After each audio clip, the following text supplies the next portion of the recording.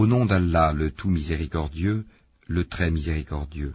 Ce qui est dans les cieux et ce qui est sur la terre glorifie Allah, et il est le puissant, le sage.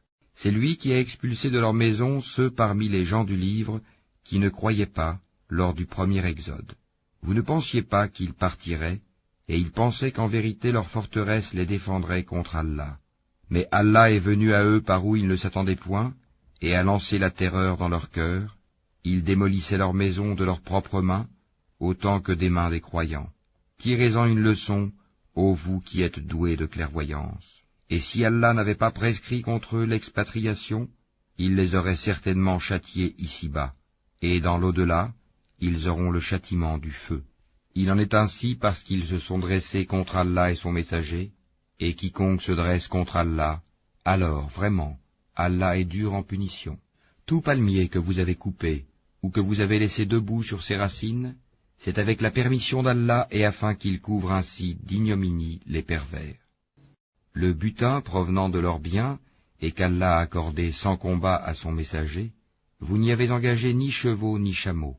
Mais Allah donne à ses messagers la domination sur qui il veut, et Allah est omnipotent.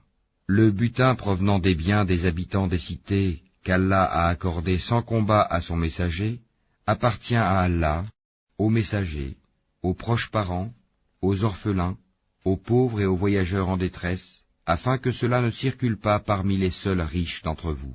Prenez ce que le messager vous donne, et ce qu'il vous interdit, abstenez-vous-en, et craignez Allah, car Allah est dur en punition.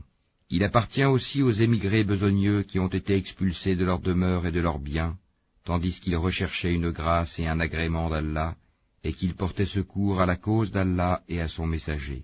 Ceux-là sont les véridiques. Il appartient également à ceux qui avant eux se sont installés dans le pays et dans la foi, qui aiment ceux qui émigrent vers eux et ne ressentent dans leur cœur aucune envie pour ce que ces immigrés ont reçu, et qui les préfèrent à eux-mêmes, même s'il y a pénurie chez eux.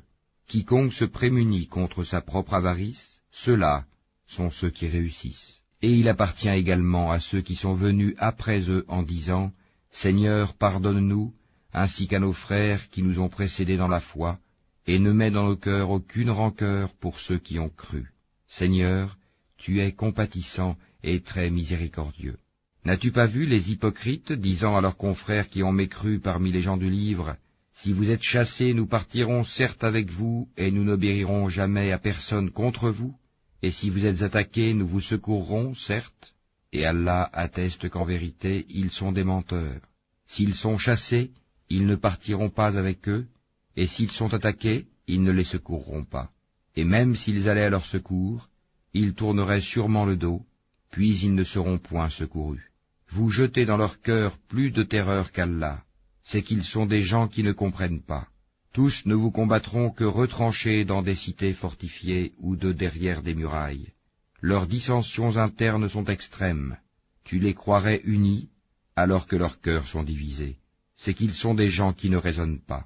Ils sont semblables à ceux qui, peu de temps avant eux, ont goûté la conséquence de leur comportement, et ils auront un châtiment douloureux. Ils sont semblables au diable quand il dit à l'homme « Sois incrédule », puis quand il a mécru, il dit « Je te désavoue, car je redoute Allah, le Seigneur de l'univers. » Ils jurent pour destinée d'être tous deux dans le feu pour y demeurer éternellement. Telle est la rétribution des injustes.